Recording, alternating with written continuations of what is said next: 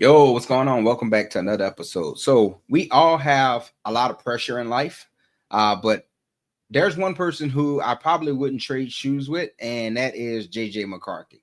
JJ McCarthy has a lot of pressure coming into this 2025 season for the Minnesota Vikings, because right off the back, the Vikings aren't looking to take a step back. They're looking to go further and build on the momentum that they had last season, which to me I thought was a pretty epic season. It came burning down in the playoffs, but so did a lot of teams. Um, you know, Super Bowl aspirations. Now, in this video, I'm gonna be covering some of the reasons why I think that JJ McCarthy is under a tremendous amount of pressure. And so let's just jump right on into it.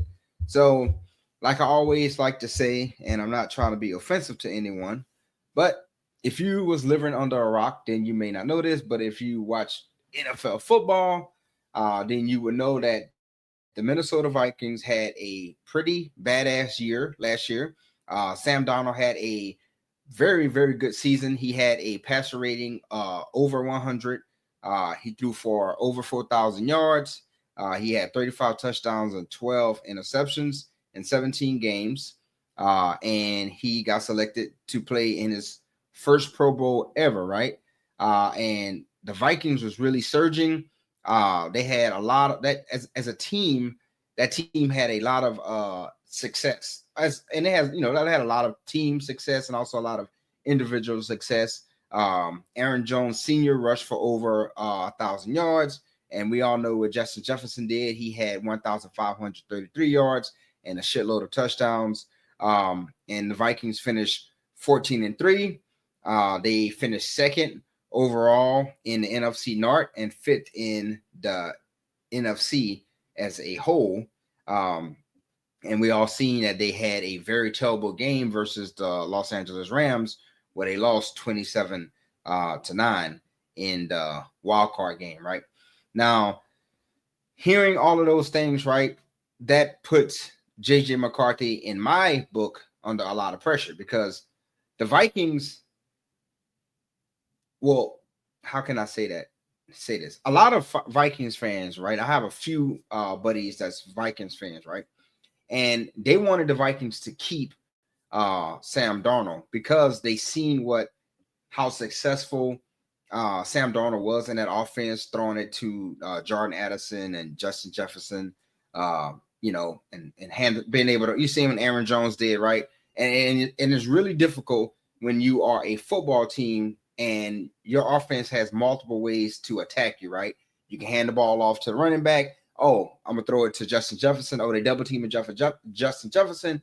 Oh, I got Addison over here. I can throw it to my badass tight end, right? And also Sam Darnold. Sam Darnold had, he didn't run very much, but he can get you a first down. But Sam Darnold has an arm where he can fit balls into tight windows. So that's also another weapon because some quarterbacks, right? This was one of the knocks on Shedeur Sanders, was that Shedeur Sanders in college, he wanted to. The reason why they say he pat the ball is because he doesn't throw with anticipation. He doesn't throw wide. This is what they said, the scouts, right? They said that he doesn't throw wide receivers open, which is important in the NFL. He waits for wide receivers to come uncovered, and then he throws the ball, right? So that was one of the knocks on Shedeur Sanders.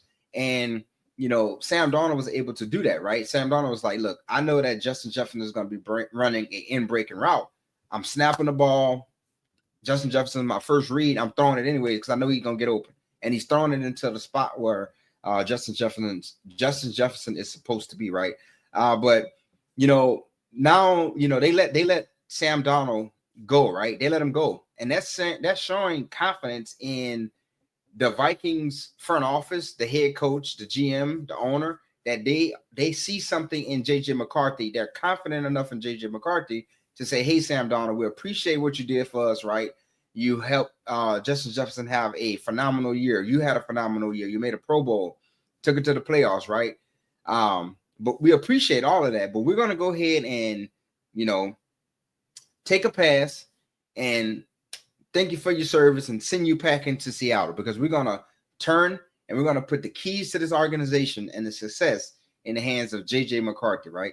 And then, JJ McCarthy is no dummy. If you watch a lot of those Vikings games, he was on the sidelines. He's seen how Sam Darnold had the offense humming. He's seen how Sam Darnold was leading that organization. And he also seen how Sam Darnold had a phenomenal year on the field. And all of that is a lot of pressure to a guy who,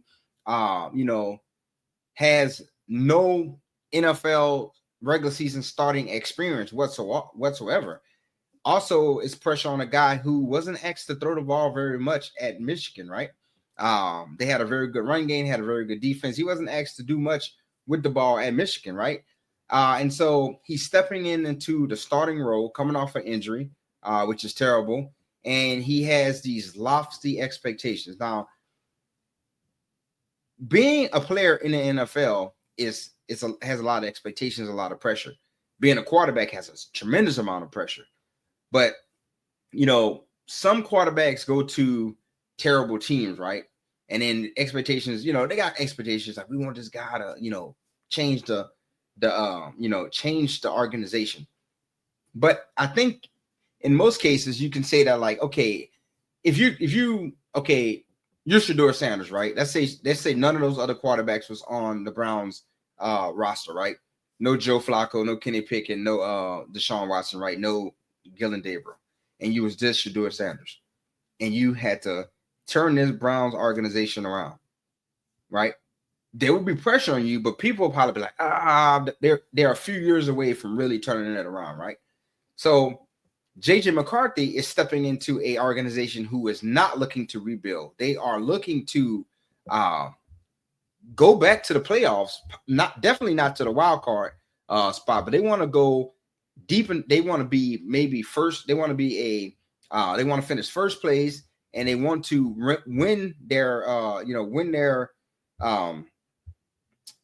they want to be able to win the NFC North and the NFC all together, right? They want to be able to win that, right? They don't want to play in the wild card game. And the way how that they're looking to retool is because they're not looking to rebuild. They're just like refitting and saying we want to compete. Still, now we still believe our Super Bowl window is open. Is go ahead and look at some of the free agent signings, right? Now let's start off with offense. They got on the offense side of the ball, they got a guard in Will Fries. They got a wide receiver in Rondale Moore, and they got Tim Jones, another wide receiver, right? So they're giving JJ McCarthy more weapons, more depth, more, they're surrounding him with playmakers, right? They also decided to very much so shore up that offensive line, right? Because again, they got Will Fry, right? He's a guard, and then they got a center in Ryan Kelly, and then they got a tackle in Justin Skoll, if I'm saying that right?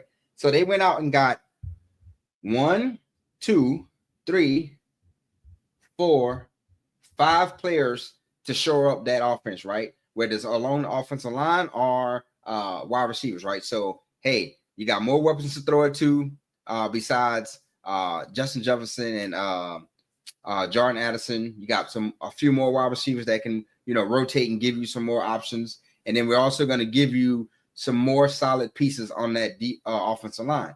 And now we flip it to the defensive side of the ball, right? They bring in Jeff Okudah, who was a very highly sought after player coming out of Ohio State. He's had some injury history. It's kind of been up and down for him, but if he can turn it around, that can be a steal. The guy has a lot of talent. They brought in Eric Wilson, an inside linebacker. They brought in another cornerback. They brought in Isaiah Rodgers from my Eagles, right? Super Bowl champs Eagles, right? So they bring him in. They bring in Javon Hargraves, another guy who played for the Eagles, who went over to the 49ers after the Eagles Super Bowl defeat versus the Chiefs the first time. The 49ers paid him, but I don't know why, but the 49ers sent him packing. So now he is going to be a defensive tackle over here at the Minnesota Vikings. But he has a ton of experience. Like I said, he played with the Eagles, right? He played on that record-setting defensive line that year when the Eagles had all of those sacks. And so he's played in the Super Bowl. He's played in a playoff game with the San Francisco 49ers. So, Javon Hargraves has a lot of experience, and he's not looking to go there and miss the playoffs, right? He's looking to compete, either make a deep playoff run or to, win a Super Bowl. And then they bring in a stud like Jonathan Allen from the Washington Commanders, right? Again, Jonathan Allen has seen success, right? He's, obviously winning national championships at Alabama, but, they had a few playoff games, with the Commanders, right? So again, most guys would say, yeah, man, just to get to the playoffs is an honor, but to get to the playoffs, make a deep run and get to a Super Bowl and win one is the ultimate goal. And then obviously, they bring in Byron Murphy. They re-signed him or whatever, but they're showing up.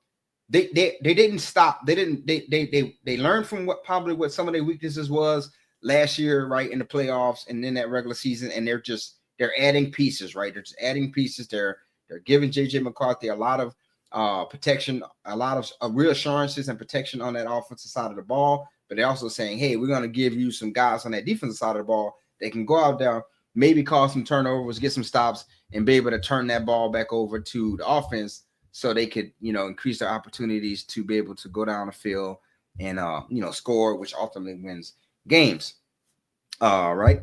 And so, all of that is playing into the Vikings mindset of getting back to where they were last year, and not only getting back there, but superseding that and winning a national that's college, winning a Super Bowl, right? And so, JJ McCarthy is under a lot of pressure. He got some high expectations on him. He has lack of NFL experience, right? He was a rookie, he got hurt, he played in a few preseason games, but the preseason games are tremendously different from a regular season NFL game. There's more pressure because hey, see you later, Sam Darnold. You're not even backing JJ McCarthy up. We're going to send you packing, and we're betting that JJ McCarthy can have a similar season to you, if not better, right? But they also saying, hey, just have a serviceable season where we can get to the playoffs and get into a position that we were last season, right? And then again, right, the pressure to succeed. They had all of that. They had all of that, team success last year, individual success, and so again, that pressure is going to be there still. And they are wanting to compete now. They're wanting to win now. And JJ McCarthy is kind of like the outsider looking in, right? Obviously he's a teammate, he's the quarterback on that team of that organization, but a lot of this success was brought forward by Sam Darnold, who's no longer there, but a lot of those key guys who had a lot of that success also are still there. Justin Jefferson is still there, Jordan Addison is still there, Aaron Jones Sr. is still there. So, and a lot of those guys that was on that defensive side of the ball, plus some of these veterans that's coming in who have expectations of, hey, I want to win. I probably only got a few more years left in my prime, or a few more years left as a NFL player in general before I got to hang it up. I want to win a Super Bowl. I want to take that trip to the White House and visit the president. I want to be able to have that Super Bowl trophy. I want to be able to go to Disneyland, right? So there's a tremendous amount of pressure on JJ McCarthy, and not to even mention the schedule. The schedule is not very easy. They got some really tough teams on that schedule, including my Eagles, right? And so they got some tough teams on that schedule. And do I think the Vikings are going to have the same year that they're going to have that they had last year, finishing 12-13? I'm going to say no, because JJ McCarthy, right? He's going to make some mistakes. He's going to have some turnovers where you're just going to be scratching your head and be like, what the hell was that, if you're a Vikings fan? But hopefully, like I said, the defense, with some of those playmakers and weapons that they added, can, kind of stop some of those, turnovers on, some of those turnovers, right? When the opposing team get the ball from a turnover, maybe the defense can get the ball back or just stop them from scoring, right? But it's going to be a learning curve for him next season, and hopefully, Kevin McConnell and some of those veteran players and some of those assistant coaches can really, get in JJ McCarthy's ear and be a, just be a guiding light for him, right? Because he's going to step in that first game and he's going to have, his eyes are going to be, buck wild, right? His eyes are going to be huge because he's going to be like, bro, you are the starter now, right? So preseason is going to be very important. I don't know how much preseason he's going to play in because he's coming in off an injury, but I'm pretty sure they're going to try to get him some preseason snaps. I'm pretty sure he's going to want to get out there also. But yeah, so a lot of pressure for JJ McCarthy. Y'all let me know in the comments section how y'all feel, Vikings fans.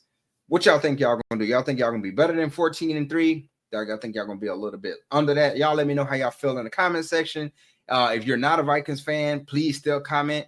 Talk about your team in the comment section. The comment section is a community, and I love going back and forth, interacting with y'all in the comment section. As always, I appreciate everyone who's supported the channel by leaving a like, commenting, and subscribing. If you haven't already subscribed to the channel, please do. Please hit that notification, that bell notification button so you can stay up to date on all of the latest, videos I drop here. And when you leave a like and a comment, it helps, push my video to more like-minded people who like talking football and maybe who are even Minnesota Vikings fans. All right.